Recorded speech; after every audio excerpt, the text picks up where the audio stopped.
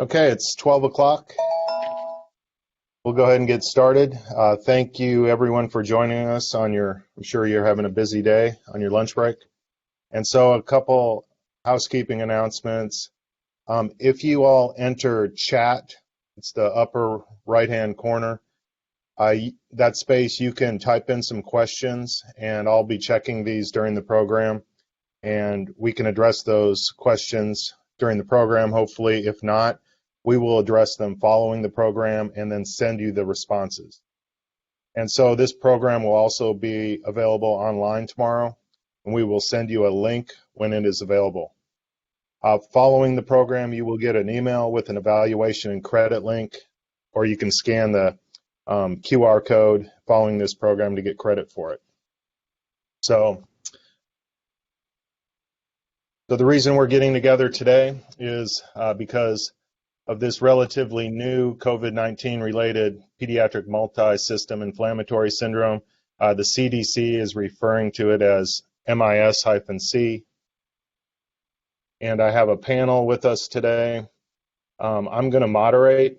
Mark McDonald, Medical Director of Norton Children's Hospital. Again, everyone mute your computer audio when you're not speaking. And then we went over how to submit questions. So on the panel today, we'll have Chris Bryant, Pediatric Infectious Disease, Brian Holland, Division Chief of Cardiology, and Ken Schickler, Division Chief of Pediatric Rheumatology. So this new illness we're speaking about has been referred to as a Kawasaki-like syndrome, and I put these slides up for the definition of Kawasaki disease, which you all know. But however, I would say it's really unlike Kawasaki disease in many ways. So these are some of the signs and symptoms suggestive of inflammation according to the pediatric multisystem inflammatory syndrome. So as you can see, it's quite variable. And so I would start off with saying, if you read some of the articles out there, if you look at the article from Italy, they showed much more higher prevalence of shock and coronary changes than the usual population with Kawasaki disease. So Dr. Holland, I'd start off with asking you if you could address some of those things. Sure. This is Brian Holland from Pediatric Cardiology. So some of the early experience being described out of New York and out of Italy does suggest that the Kawasaki-like syndrome that we're seeing has a involvement of coronary arteries, which means that there can be inflammation of the coronaries, enlargement of the coronaries, even up to aneurysms of the coronaries like we see in Kawasaki. But in Kawasaki, traditionally, untreated Kawasaki is about 25% is what we think those children would get, and it comes down to much less than 5% of coronary involvement with current treatment and correct diagnosis in a timely fashion.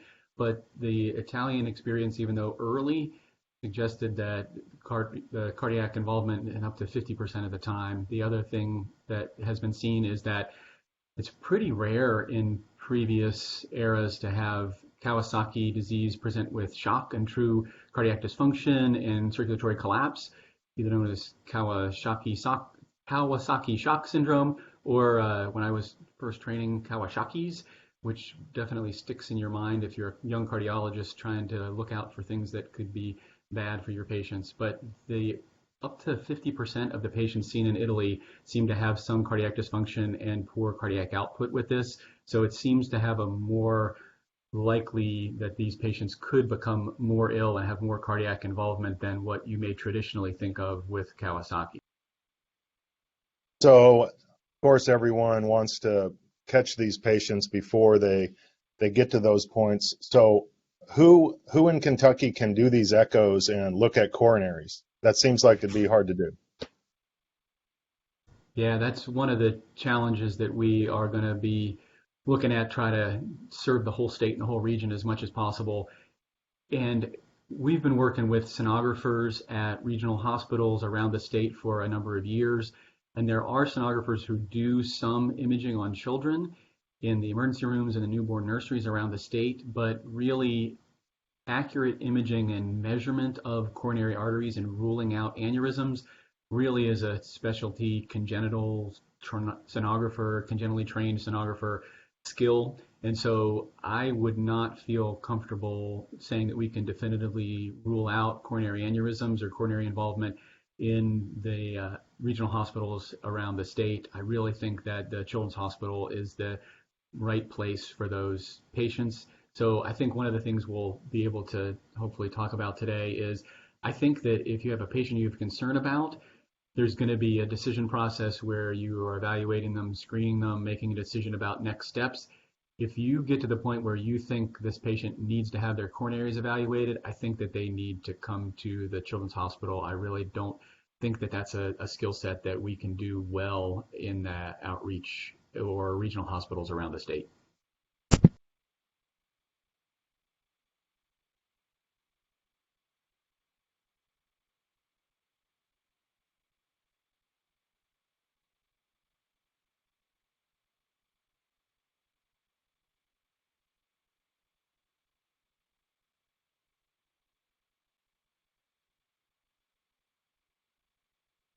Sorry about that. I was muted. Uh, we have admitted now 3 patients to Norton Children's Hospital with this syndrome. And so, Brian, have you seen coronary involvement already? We have. So 2 of the patients that we have seen at Norton Children's have had echocardiograms, including focused imaging of the coronary arteries, which have been normal. 1 patient did have coronary artery changes, which appeared to be mild. When we first saw the patient on presentation, the coronaries were evaluated, including measurements, and then compared to normal values for that patient's age and size, and they were within normal limits. But that patient, shortly after getting admitted to the hospital, actually had a clinical deterioration with low blood pressure and poor circulation, and then repeat echo done within 24 hours of the first one showed 2 things. One, that the cardiac function had actually decreased. The systolic function and ejection fraction had decreased on that patient and into the low, mildly decreased range. So it was not severe, but it was noticeable and measurable difference. And the coronary arteries both showed an enlargement of the size, which for our definition met ectasia. So they enlarged in size and were over the normal range for the patient's age and size based on normative values. Now, we watched and did serial echoes during the rest of that hospital stay as treatment was carried out and as the inflammation came down, the cardiac function actually has returned to normal and the coronaries have gone back to normal size also, which is similar to what we know can happen with patients with traditional Kawasaki syndrome, but we did see some coronary changes and cardiac dysfunction in 1 patient that we've seen so far here in Kentucky. So, Brian, what would be, I think the pediatricians listening in would like to know, when they should get an echo. Yeah, I think that the part of it is, my thought is it's part of the whole picture. So if the patient has prolonged fever without another explanation, the likelihood is that they're going to get evaluated for other signs and symptoms of multisystem inflammation locally and potentially lab screening locally also. And if they became unstable, poorly perfused, low blood pressure, develop shock, I think they need to be sent to a specialty area and have the coronaries imaged right away. If they are asymptomatic other than the fever, they're stable, then if they get signs of inflammation and they have a concern that this could be the syndrome, then I think that they probably need to come and have the coronaries imaged also. But it's going to be part of the whole picture. I think that if they are seeing a patient with fever who doesn't really have signs of inflammation and has another identifiable cause, I don't think that those patients need to be sent to a pediatric specialty hospital based on everything we know at this point. All right, thank you, Dr. Holland. Dr. Schickler, I'd like to ask you a question. Macrophage activation syndrome and this massive inflammatory release we are seeing. I guess I'm not used to seeing that in a typical Kawasaki individual. So Could you comment on the prevalence of this occurring in this population? Well, by the time they get sick enough to be in this situation, we are seeing an overexpression of pro-inflammatory cytokines. We've seen that happen certainly with a small group of Kawasaki disease kids. We've seen it with kids who have had infections with Ehrlichia. We've seen it in kids who've had non-specific viral infections that were never identified, and we certainly, discovered it for ourselves in rheumatology with kids with systemic GIA, and now we see it in patients with lupus. So there clearly is something unique within the innate immune system of some kids that when their innate system recognizes a danger signal of some sort, it overreacts with a massive secretion of pro-inflammatory cytokines, the easiest to get to, which ends up producing other pro-inflammatory cytokines, is interleukin-1 or IL-1. But these kids, if measured also, and we've demonstrated because we can get IL-6s done really quickly here at Norton Children's now, these patients have very high interleukin-6, a very important pro-inflammatory cytokine. And when we've, for those kids, directed their treatment with IL-1 directed therapy, their IL-6s come down by reducing their IL-1. But certainly it's something that we look for, and with those kids who are going from sick to suddenly sicker, yet their SID rates are dropping instead of continuing to increase, when they become hypofibrinogenemic, when they become cytopenic, those are all things that tell us that they are not just sick as whatever kids, but they're sick with a cytokine storm or secondary HLH, or what we've always called macrophage activation syndrome. And Dr. Schickler, is the adults, when we look at the sickest adults that have this, they seem to be in a mass inflammatory state also. Is this similar? It's just occurring later, or do you know? Well, certainly when they started reporting this in adults, it became pretty to us folks who treat kids that it sounded an awful lot like we had been seeing, and got us interested in the disease before it became a pediatric disease from the standpoint of immunosuppression. The same thing has been noticed in CAR T syndrome, CAR T post transfusion or bone marrow manipulation, where they get overwhelming cytokine storm as well. There they've been measuring IL-6s and initially started directing their treatment with tocilizumab, which can become more problematic in patients who have vasculitis, because although IL-6 is a bad player when it comes to the initial inflammation and destruction of endothelial linings in those blood vessels, it also becomes important in the reparative process. So we don't want to completely obliterate IL-6 if we're dealing with a vasculitic disease. And certainly the Kawasaki-like kids are vasculitic kids, but we're now seeing kids with HSP-like pictures who appear to be associated with having a coronavirus IgG antibody present, and the rashes that we see are vasculitic rashes. Some of the GI disease appears to be GI inflammation. So we're dealing with something that is almost like before Dr. Kawasaki named his syndrome, they were talking about infantile periarteritis or polyarteritis nodosa, which in the 70s we were saying, or blaming it on strep infections because they had elevations in their ASO titers. Now we realize that lots of things can trigger the innate immune system to get goofy and cause vasculitis.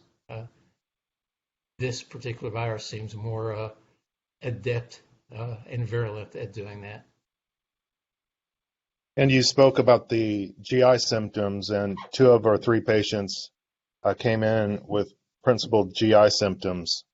And so that's something for everyone to watch for.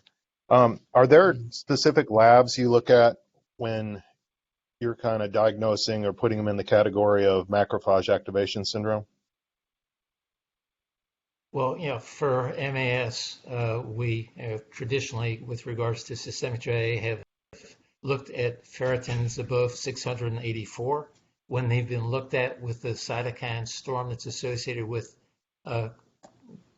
coronavirus, though they are elevated, but I've seen reports now of patients with ferritins in the high 400s and 500s rather than greater than 684. Thrombocytopenias, whether it's just their platelets or whether their lymphocytes or neutrophil counts go down, their anemias.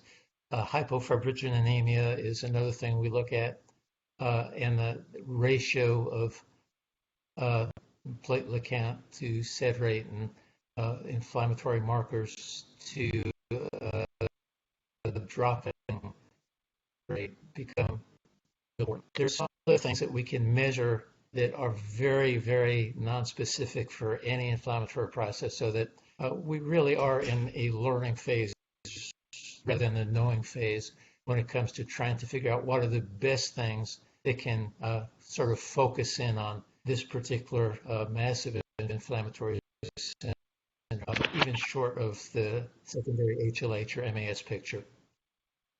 Okay, thank you, Dr. Schickler. So in the last week, the CDC came out with a case definition for pediatric multisystem inflammatory syndrome. So Dr. Bryant, I know you're on the phone now. Can you comment on this?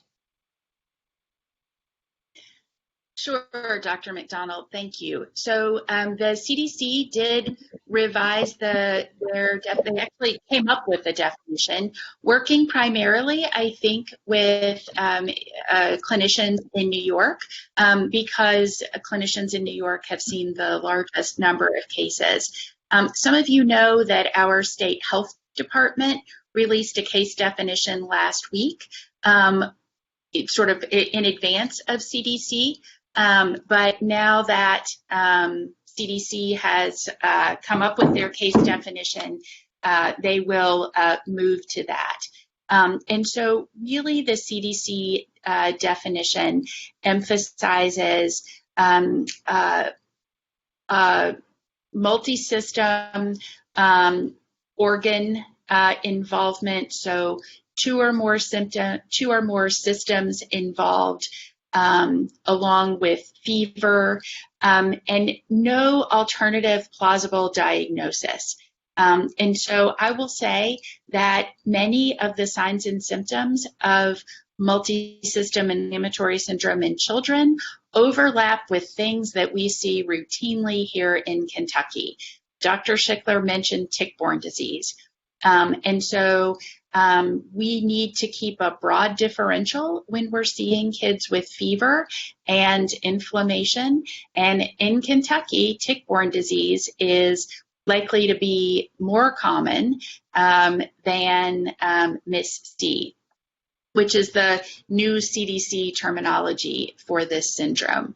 And the CDC definition does include testing for COVID-19. You can do PCR. I will say that some of the children that we have seen locally have not had a positive PCR from the respiratory tract. They have only had positive serology suggesting recent or past infection. The CDC definition, I think, tries to be broad. You can have lab evidence of SARS-CoV-2 infection, or you can just have a positive exposure within the 4 weeks prior to the onset of symptoms, which means history taking is key. Dr. Bryant, I guess the CDC definition concerns me a little in that it just says presence of fever 24 hours or more, or even subjective fever. Is that going to cause a lot of referrals or a lot of panic in the community? Yeah, It's a good point, Dr. McDonald. I think it might. I think we need to all recognize this for what it is. It's a surveillance definition. It's intended to be broad. The clinical definition of MIS-D may be different. So what should the pediatrician in practice do? And my advice would be to think about this syndrome when you're seeing a child with fever.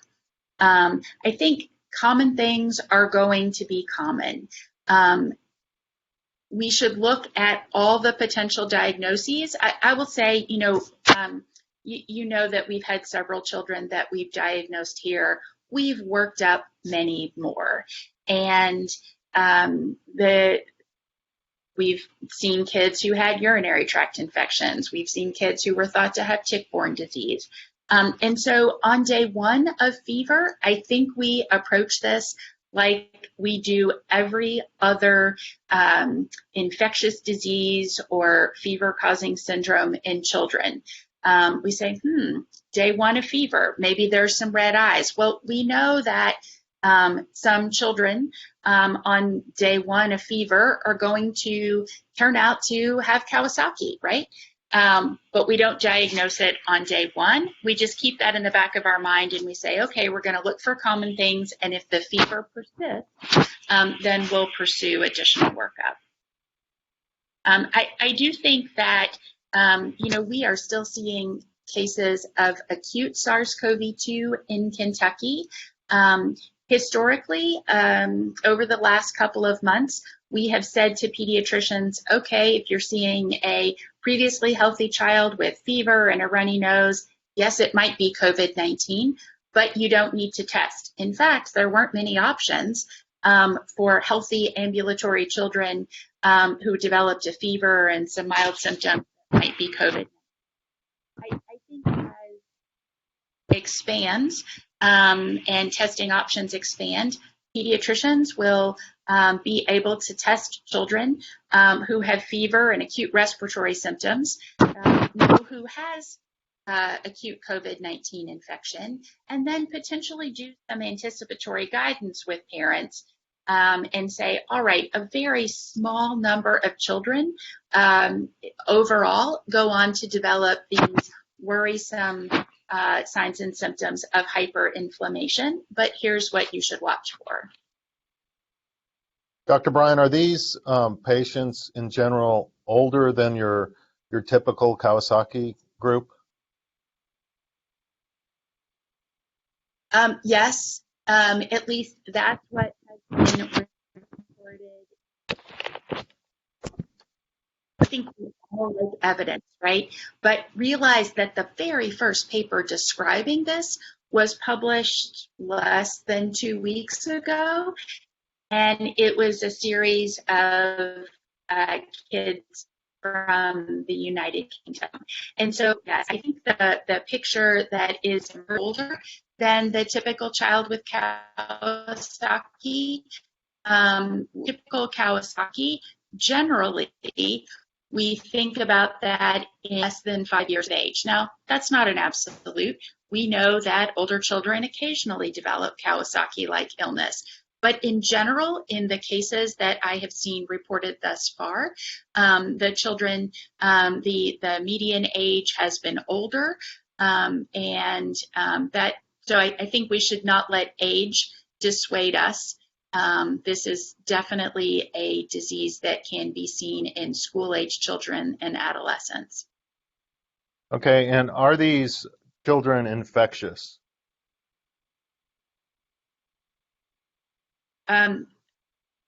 Infectious from SARS-CoV-2? Yeah, It depends. from acutely infectious. Okay.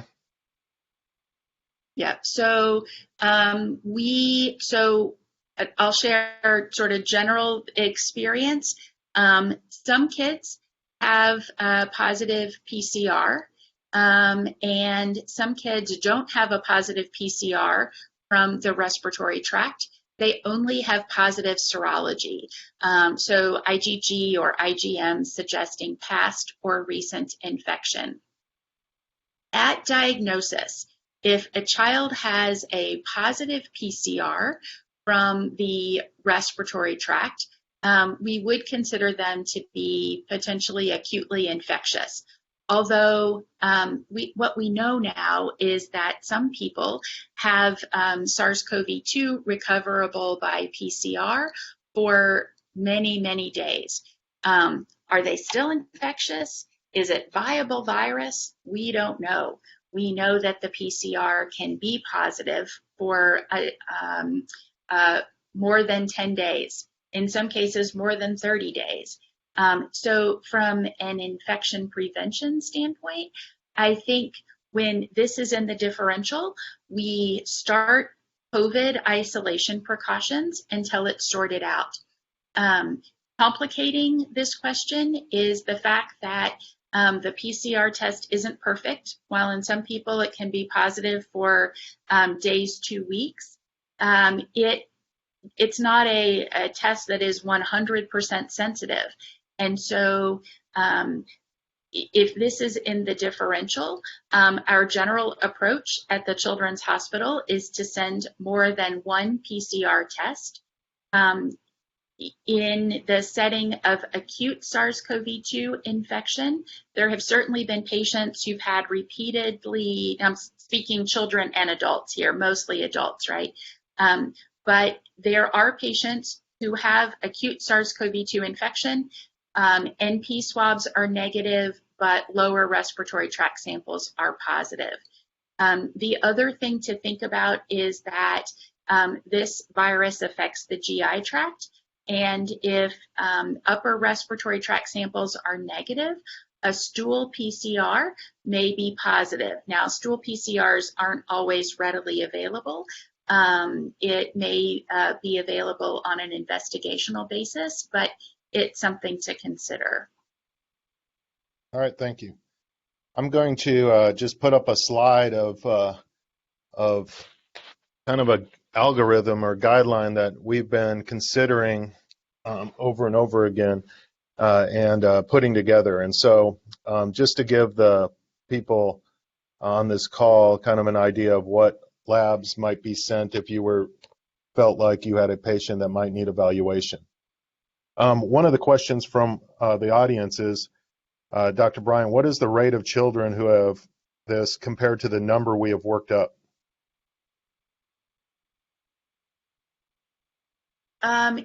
So I'm not sure I completely understand the question in terms of how many kids have we worked up and how many have ultimately had it?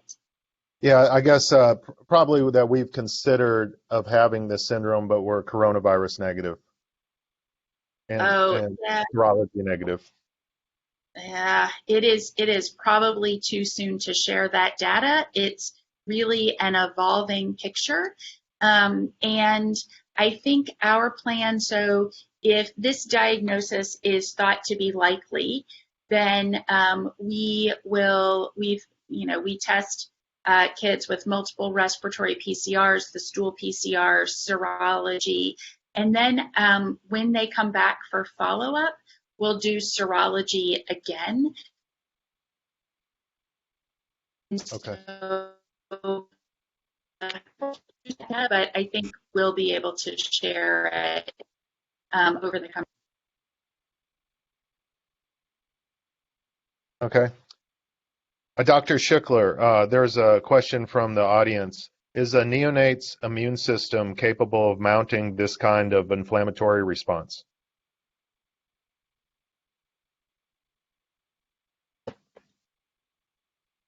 Well, we know that familial HLH, which is cytokine storm, is an inherent genetic phenomenon. And so we've seen this storm. Before we knew about MAS, we knew about hemophagocytic lymphocytic syndrome. So we know that the innate system can react in your peripheral nerves and taxin or some other systems in the line of the I don't know that I am aware of seeing. I've not read about or seen a post-viral or a non-familial under 1 year of age or a neonate who's had this picture. We've seen neonates with familial genetic disorders that have massive cytokine disease, but I'm not familiar with this in the less than 1 year of age patient. All right, thank you. Dr. Holland, there's someone in the audience that had a patient for fever for 11 days, URI symptoms, vomiting, diarrhea, and had lab work initially on day 7 or 8, but was also diagnosed with otitis media. Is there a role for echo screening on these type of children? Yeah, I saw that too going in the chat thread. I think that some discussion of that hopefully could be helpful for everyone, and I'd like input from the other manels on the panel too. So the question, one of the things that I would think about big picture is it seems like acute COVID-19 infection is most of the time a acute illness with a respiratory component, and that in a lot of kids it may be completely asymptomatic or a very minor respiratory component. I have not seen any evidence or any case reports of Kawasaki-like changes in the coronary arteries associated with acute COVID-19. What I've seen as far as cardiac involvement in the acute COVID-19 infection is sometimes there's an overwhelming viremia, and the patients get what looks to me to be a viral myocarditis and can become viremic to the point of having sepsis-like picture and cardiac dysfunction, including multiple organ dysfunction. But from what I've seen, the picture pretty consistently is acute illness with a respiratory component that sometimes becomes overwhelming and involves other organs. In those cases, the concerns we have about a quote-unquote screening echo to look at the coronary arteries, I think, are not there. I don't think that kind of an illness warrants a coronary evaluation. I don't think those are a Kawasaki-like thing. I think that acute illness seems to be separate. And then what seems to be 4 to 6 weeks after the acute illness, even if that was minor, even if that was asymptomatic, then this inflammatory process happens where that Kawasaki-like syndrome can be a whole variety of things, multisystem inflammatory syndrome that we're talking about. In those cases, the coronaries could be involved.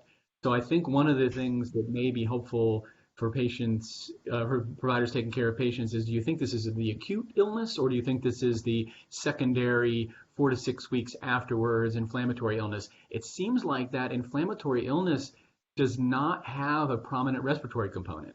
These patients are presenting in a whole bunch of variety of ways with eye changes, lip changes, tongue changes, rash changes, extremity changes, abdominal pain, sometimes other organs, but it doesn't seem to be that it's really an acute respiratory illness.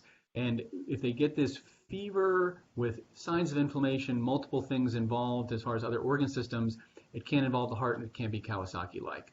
So in that patient that was described on the chat thread, I think that if they were acutely ill with URI symptoms and that was the presentation, that I don't think that patient's highly likely to have this post, COVID 4 to 6 weeks delayed inflammatory syndrome, which is what we're concerned about as a new entity now. The other thing I would comment is that they mentioned that long fever was in January. I think if it was a post-inflammatory syndrome, that would have proposed that they had acute COVID infection, even if asymptomatic, 4 to 6 weeks prior to that. And from what I understand, I think the chances that a patient in Kentucky had in November or December of last year acute COVID, we think would be highly unlikely. And so I think a long fever in January of this year is less likely to be this post-inflammatory syndrome that would need a screening echo to look at the coronaries because it may have been underdiagnosed. The other thing I would say before asking for input from other folks is there's another question on the chat thread about screening echoes just in general. I think that the Kawasaki approach is very helpful. If you had a patient who you wanted to get an echo for Kawasaki's, usually that would be because prolonged fever without another identifiable cause and signs of multiple areas of the body with inflammation, and then you should consider it. I think that's similar now. It's just that we know that may have been set up because the patient got exposed to this certain virus 4 to 6 weeks prior, and it seems to be much more common than the previous Kawasaki in the community. So it may rise up on your differential a little bit if it's much more common now, because a lot of the community may have been exposed to COVID-19 4 to 6 weeks ago. Now, that's my thought about those things and how I would approach it, but I would also see what Chris and Ken think, specifically of whether you think that if a patient had prolonged fever January of this year in Louisville, Kentucky, do we think that that is likely to be a post-inflammatory reaction to a previous COVID infection, or unlikely is what I would think? Agree. Based on the timing, it seems pretty unlikely. Now, going forward, right, I think we are still learning about this disorder in children. We're still learning about the spectrum of disease manifestations of COVID-19 in children. So as we've talked about so often during the pandemic, things are likely to change. Agree that an illness that I agree that we were not likely seeing COVID-19 in Louisville in November and December, based on what we know today, at least. I think a different sort of corollary question might be, when do we consider this disorder in the setting of FUO? And I was on the phone with colleagues from Children's National. They've seen a lot more COVID-19 than we have. They've recently published their experience. They had one patient who had hyperinflammatory syndrome as part of that paper. But one of my PEDS-ID colleagues at Children's National thinks that going forward, we'll consider this inflammatory syndrome as part of our workup for FUO going forward. But I probably wouldn't try to go back. So, Dr. Bryant, pediatricians see fever all the time, and in general, we follow it and follow it. Now, with this new syndrome, when do the pediatricians get serology? So let's talk about serology. In terms of serology, what you should generally think about ordering, again, at this point in time, is IgG. Now, people want sensitivity and specificity of test. Again, I think that's still something we're learning. There are a variety of serologic tests. They target different antigens, and test performance is likely to vary by the platform. If I just talk for a minute about the platform that we are using for IgG here at Norton Children's Hospital, it seems to be very sensitive after 14 days, day 14 to 16, right? It takes about that long to make an IgG antibody response. IgM assays are really problematic. We have an investigational IgM assay at the Children's Hospital that we can access, but again, it's investigational. So in the community, IgG likely to be positive 14 days plus after onset of illness. I think it gets a little bit challenging when you're talking about a kid who's had fever for 3 or 4 days. So I think we approach those kids along the lines of, do they have another cause? How likely is this syndrome? And especially if you take a good history and you figure out that, okay, a month ago, somebody in the family had illness that was thought to be COVID. Okay, that seems reasonable to send serology on the child. Did the child have an illness a month ago? We hear stories about, well, everybody in the family had some sort of illness. Maybe it was COVID. All right, that seems appropriate to get serology. For the child who's acutely ill, think carefully about other causes. And if this syndrome still comes to the top of your list, then you could consider serology. Okay. And Dr. Bryant, oh, go ahead, Dr. Schickler. I'm sorry. I would put some caution in there.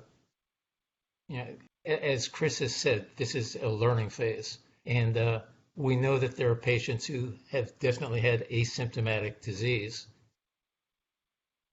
Months from now, when somebody comes in with a strep throat and has an elevated IgG, the coronavirus,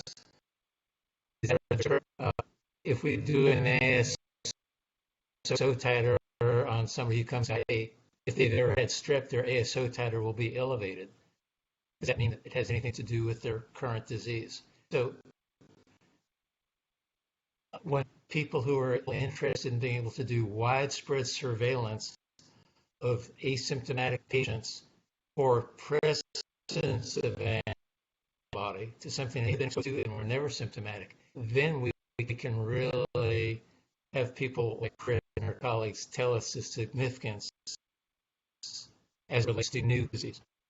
At this point, we are in a learning phase, and the more data we gather in patients who clearly are sick, and if we have an opportunity to sample patients who aren't sick but are willing to give samples to find out could they coincidentally have also been exposed sometime previously, then we can learn what a true value is to that test.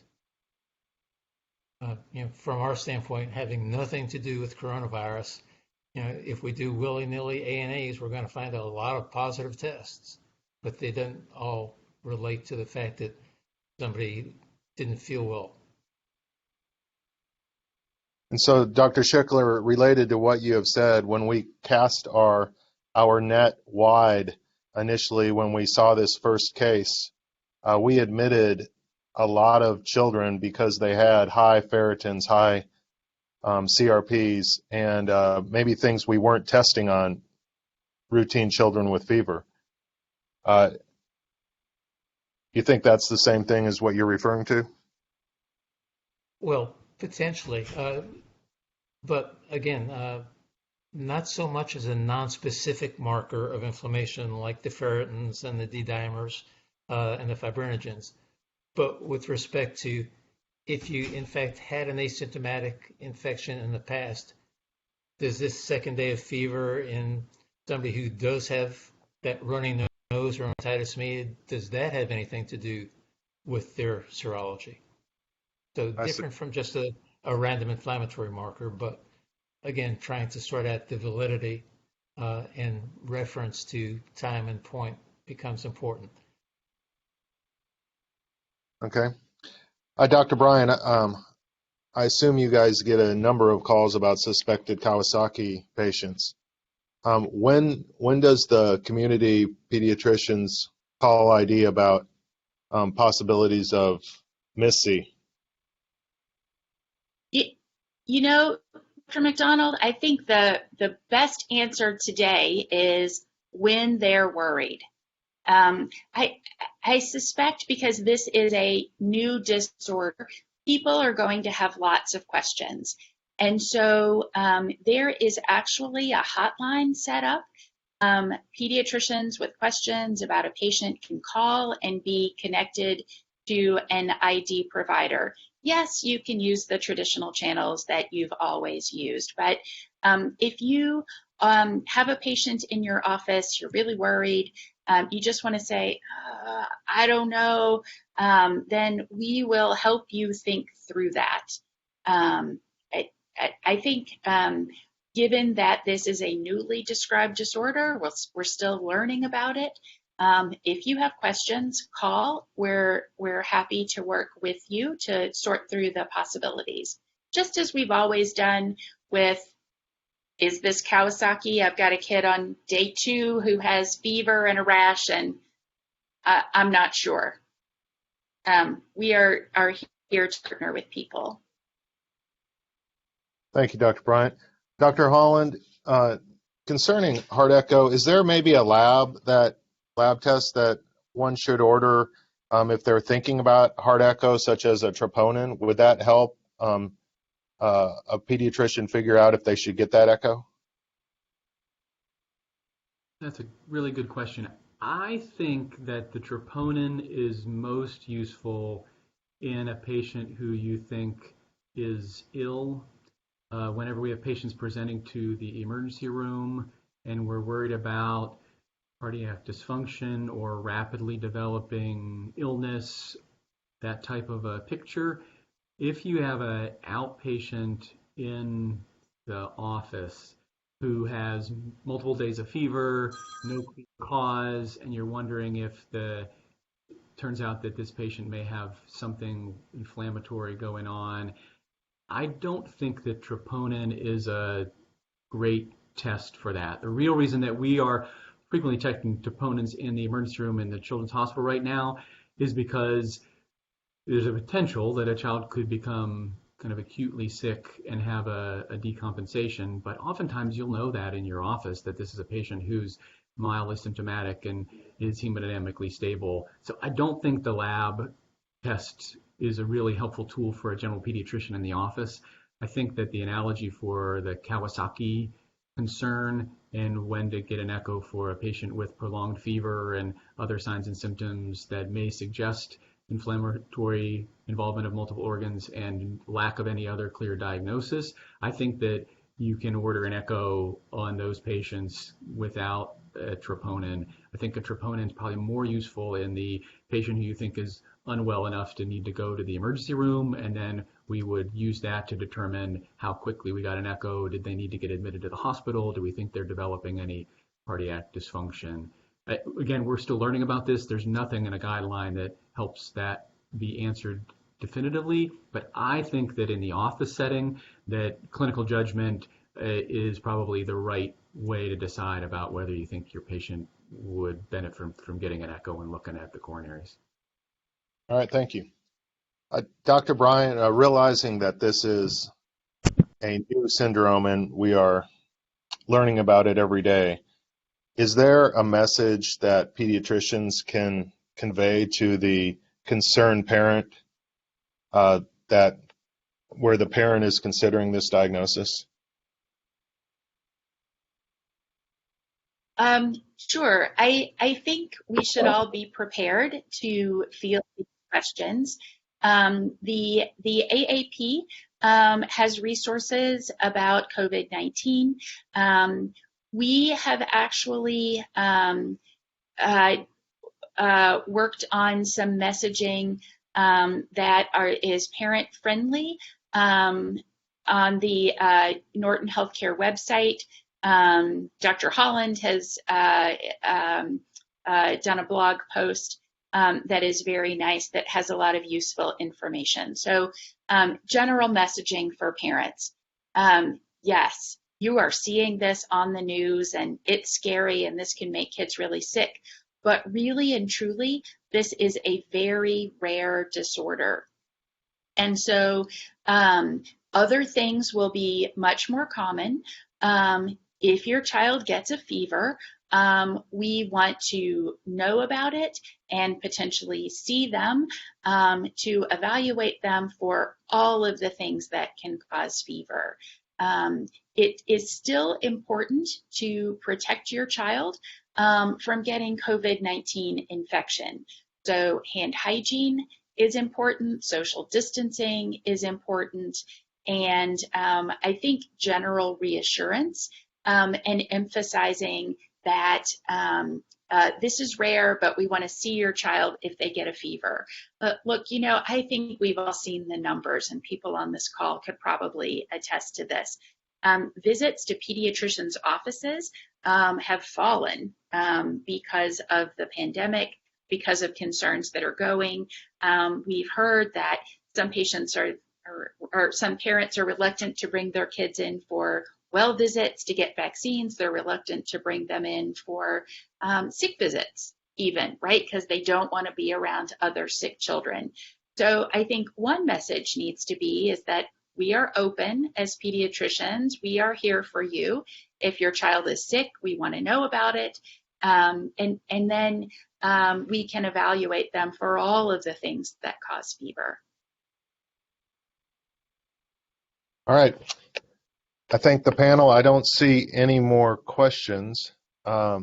does the panel have anything last they want to add? So, Mark, I would make one comment.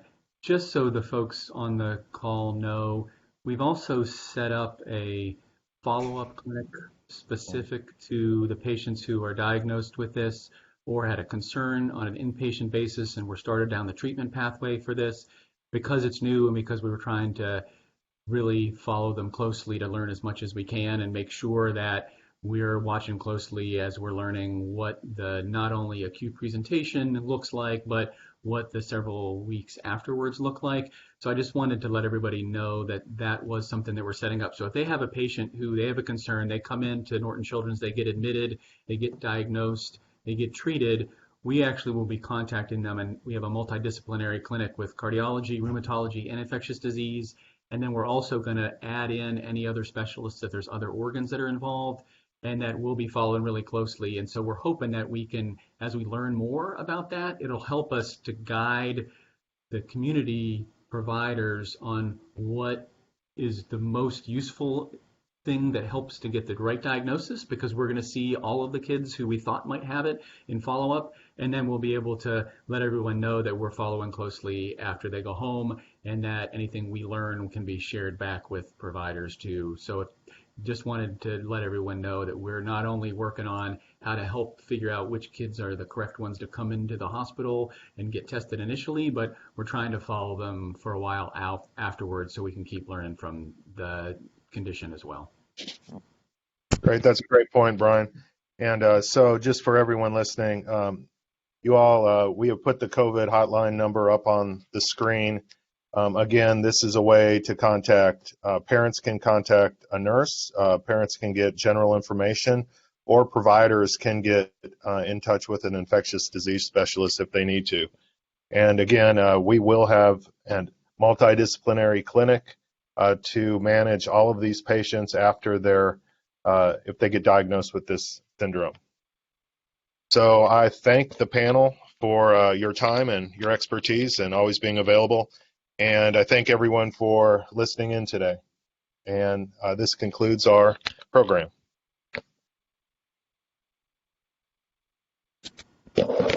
Thanks, guys.